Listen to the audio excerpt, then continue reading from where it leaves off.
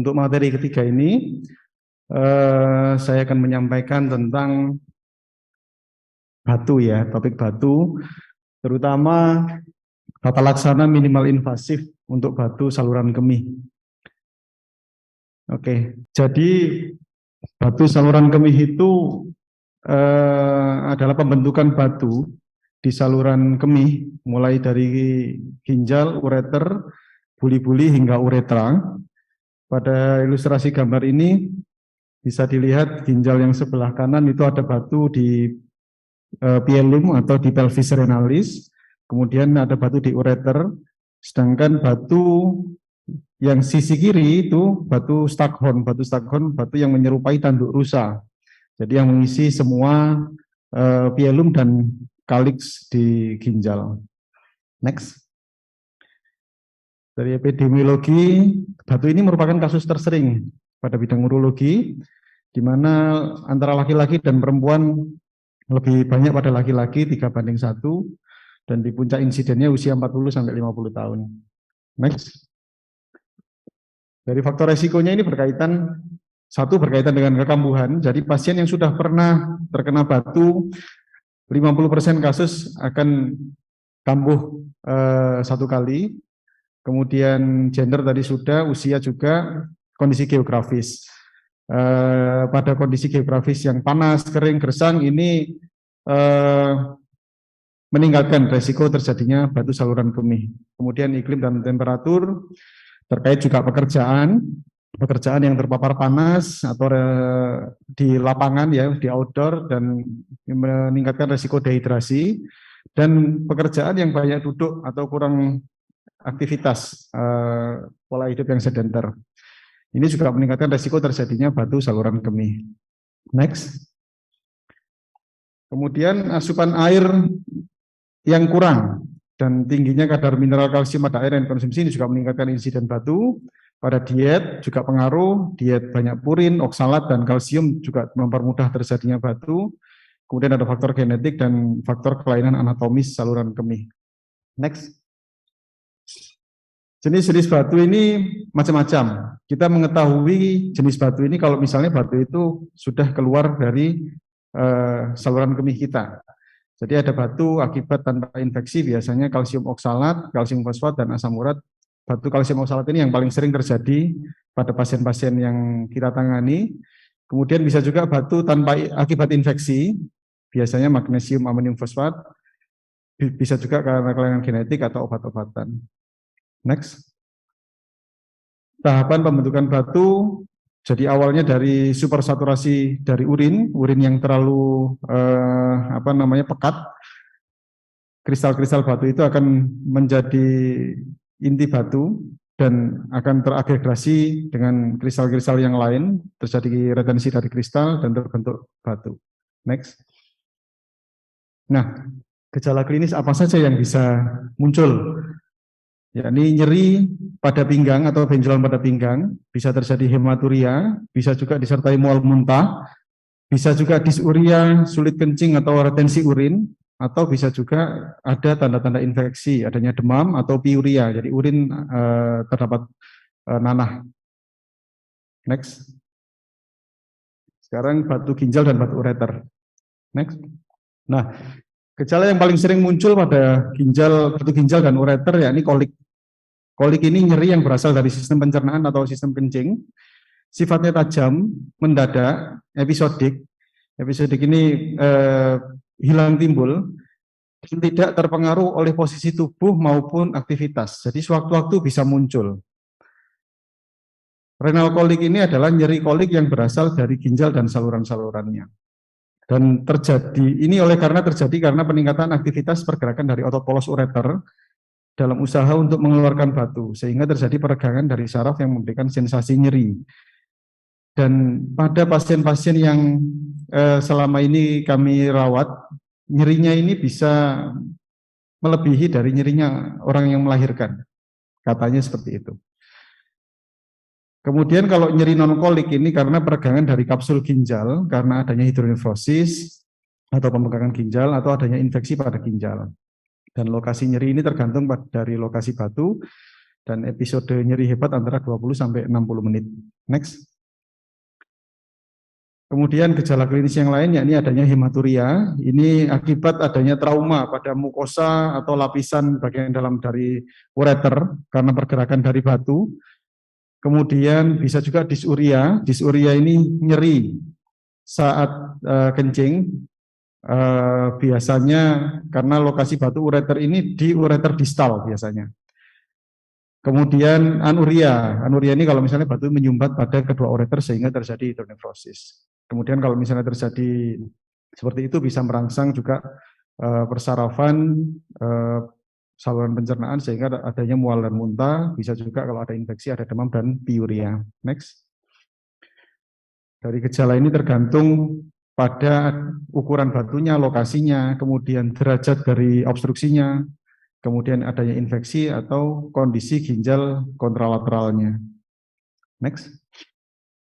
Nah, pada gambar yang di depan ini, ilustrasi dari gambar radiologis ada ureter seperti proksimal, tengah, dan distal. Lokasinya batu ini juga mempengaruhi gejala klinis yang bisa terjadi. Kalau di ureter proksimal atau di pelvis renalis, biasanya menjalar bisa ke arah testis atau labia ipsilateral, karena inervasinya sama. Bisa juga menjalar ke pinggang posterior. Kemudian kalau misalnya di sepertiga tengah, ini antara pelvic brim di sesar iliaka ini nyerinya bisa di pinggang bawah dan lebih ke anterior, bisa menjalar ke perut depan. Kemudian kalau misalnya nyerinya di sepertiga distal atau di ureter distal, selain adanya nyeri pinggang yang menjalar ke skrotum atau ke vulva, ini bisa juga gejalanya menyerupai gejala-gejala orang dengan pembesaran prostat, yakni gejala Lutz ya. Biasanya gejala voiding, yakni adanya frekuensi sering kencing, urgensi, tidak bisa ngempet kencing, kemudian ada rasa tidak nyaman pada suprapubik di vesika urinaria, dan bisa menjalar sampai ke ujung penis. Next. Kemudian batu buli. Lanjut. Next. Jadi batu buli ini 5% dari kejadian semua batu di saluran kemih. Ini batu buli ini bisa primer, sekunder atau migrasi, batu migrasi ya. Batu primer ini pembentukannya sampai sekarang masih belum jelas, cuman dia di evaluasi seringnya terjadi pada anak-anak. Penyebabnya karena sosioekonomi yang rendah dan makanan yang menyebabkan gangguan metabolik. Kemudian batu sekunder ini akibat adanya penyakit yang mendasari seperti BPH, adanya sumbatan dari bladder outlet. Ini yang paling sering 45-79%. Kemudian adanya gangguan buli-buli neurogenik, jadi gangguan persarafan, dan juga benda asing seperti kateter ini juga bisa menyebabkan terjadinya batu kalau misalnya neglected. Artinya tidak diganti secara rutin misalnya. Kemudian batu migrasi ini berasal dari saluran kemih bagian atas, biasanya dari ginjal atau ureter. Next.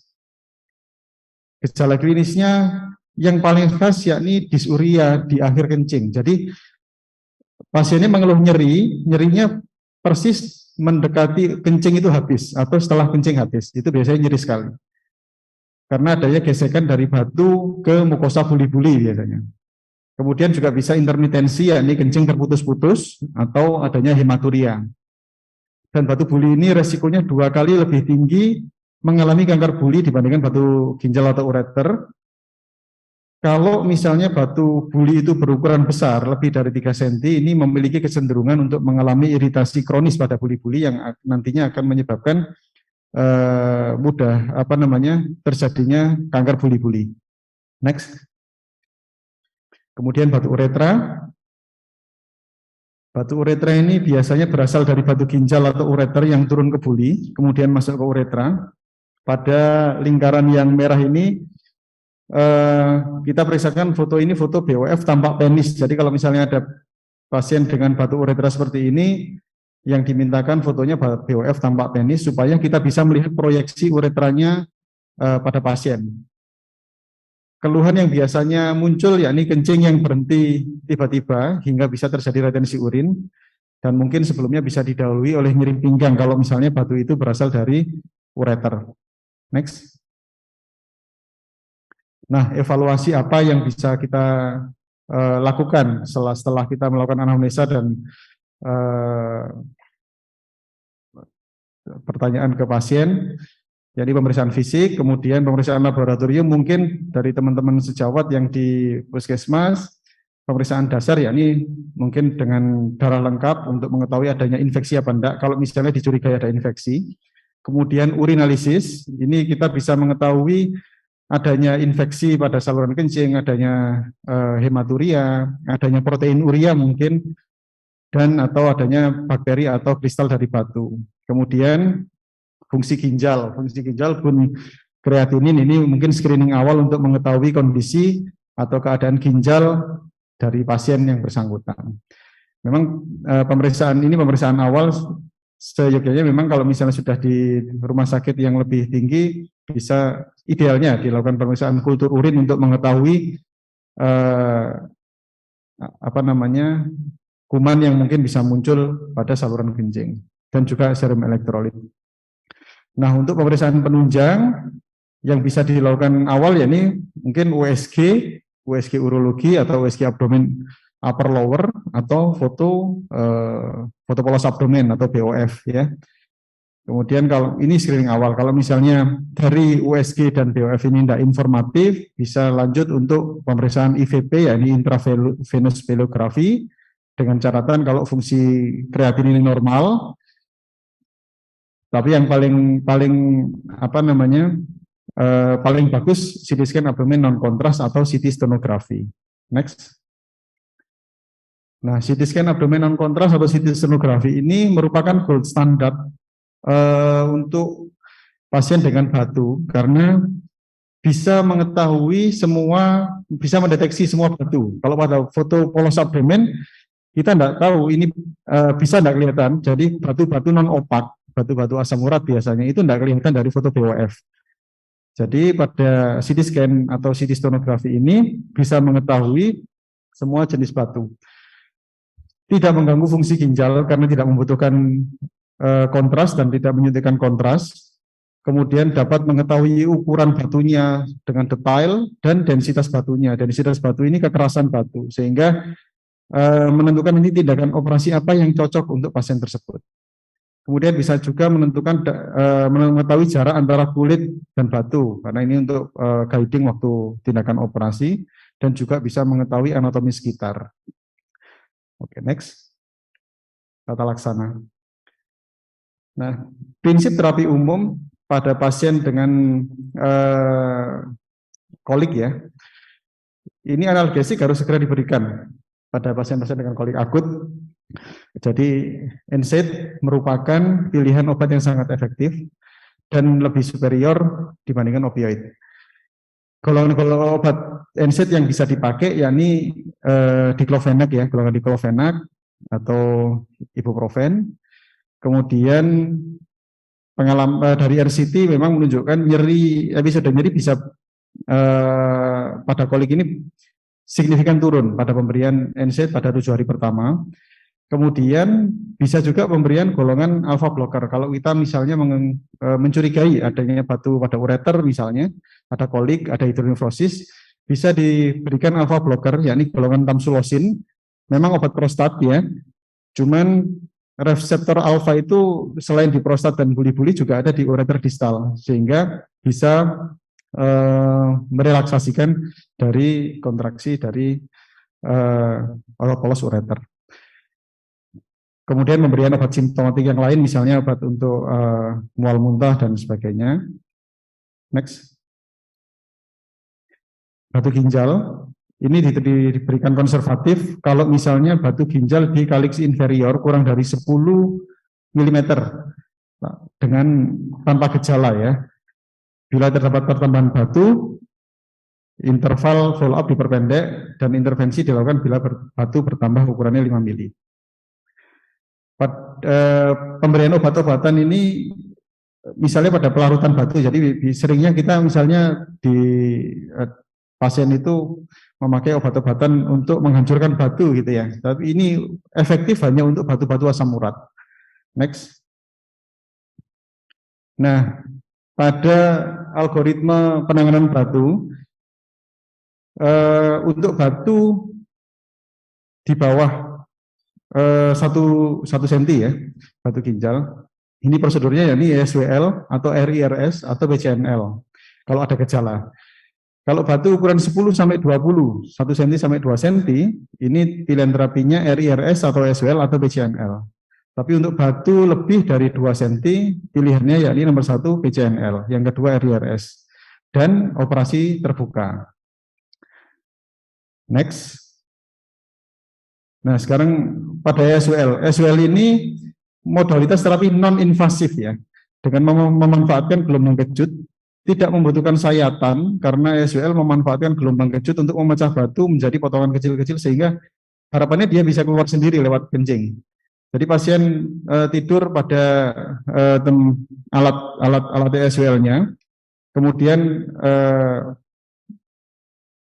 penembaknya itu nanti ditempelkan pada pinggang yang ada batunya, dan kemudian difokuskan antara titik tembak dengan lokasi batu sehingga batu bisa dihancurkan oleh penembaknya ini. Next. Jadi keuntungannya tidak perlu pembiusan, tidak ada pembedahan, nyeri minimal, tidak perlu rawat inap. Tapi keadaan pasca ESWL-nya bisa hematuria, bisa kencing berpasir, bisa nyeri saat pecahan batu turun melewati saluran kemih, dan bisa memar di lokasi tembakan batu. Next.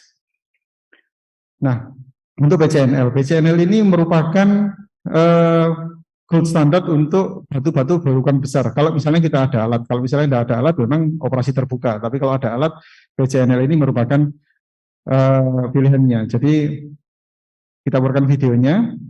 Next. Back.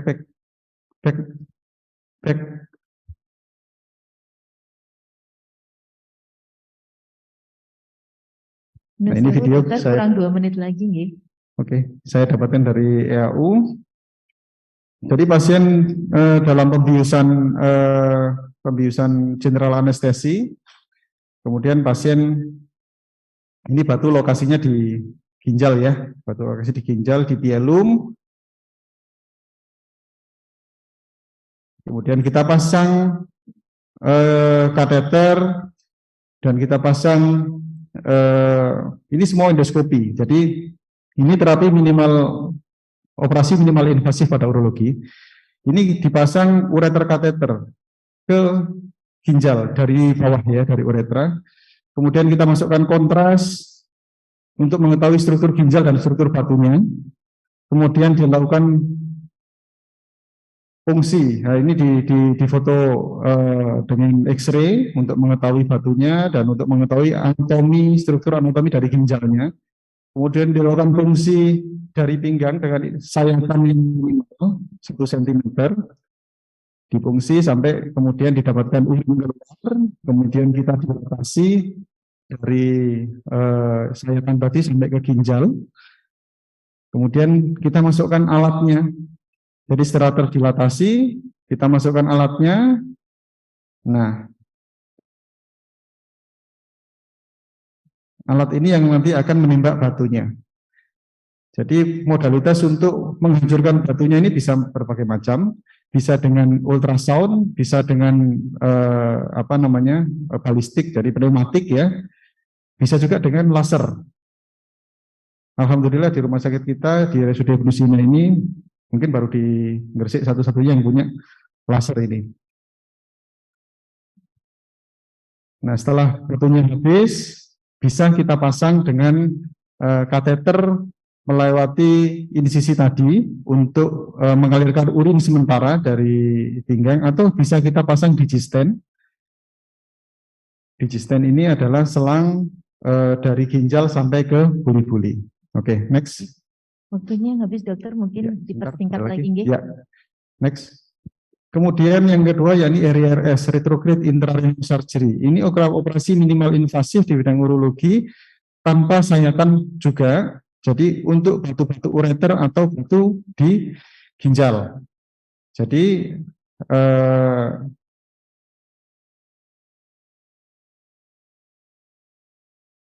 Prinsipnya sama kayak tadi, kayak PCNL, cuman kita memasukkan alat ini yang ilustrasi gambar yang sebelah kanan, itu adalah alat fleksibel ureterorhinoskopi. Jadi alat itu masuk melalui ureter, masuk ke muara ureter.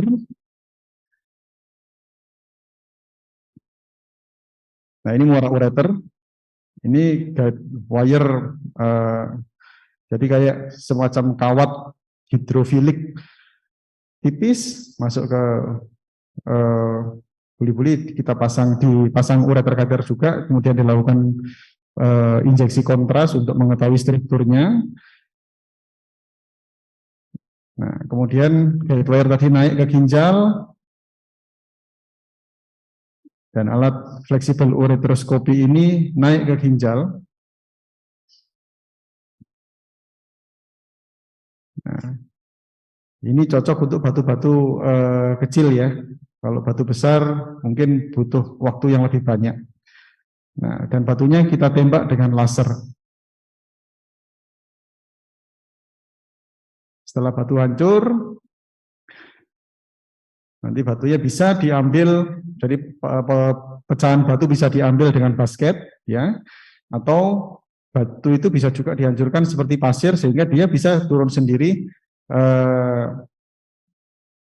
bersamaan dengan kencing yang keluar.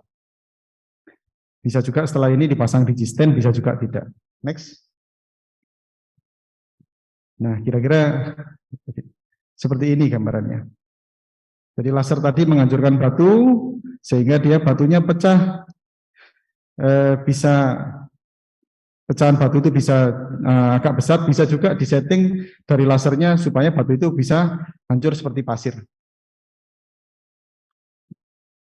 Oke, next. Operasi terbuka ini kalau misalnya kasus sulit di mana prosedur ESWL, RIRS atau PCNL gagal atau kemungkinan kecil berhasil. Next. Batu ureter bisa terapi konservatif. Ini kalau misalnya batunya kurang dari 5 mm. Kalau farmakologis bisa diberikan alpha blocker. Next. Ini untuk indikasi operasi batu ureter. Next. Video. Jadi bisa dilakukan dengan alat fleksibel ureteroskopi atau bisa juga dengan rigid ureteroskopi. Jadi memasukkan alat ureteroskopi dari uretra masuk ke ureter dan batunya ditembak, bisa dengan pneumatik, bisa juga dengan laser. Agak dicepetin videonya. Ya. Nah, ini batu yang di ureter. Nah, prosedurnya sama seperti tadi, bisa ditembak dengan laser, bisa juga dengan pneumatik. Nah, pecahan batu bisa diambil dengan basket. Nah, ini basketnya yang diambil.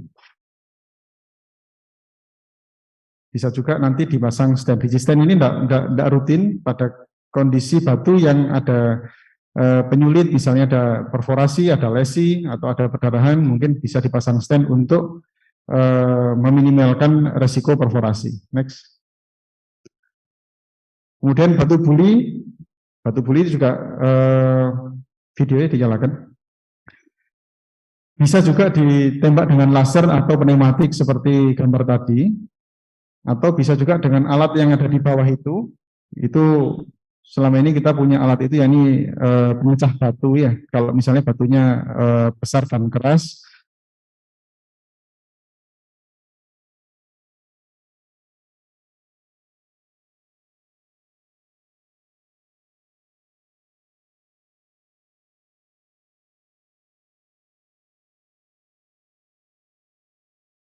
Oke, next.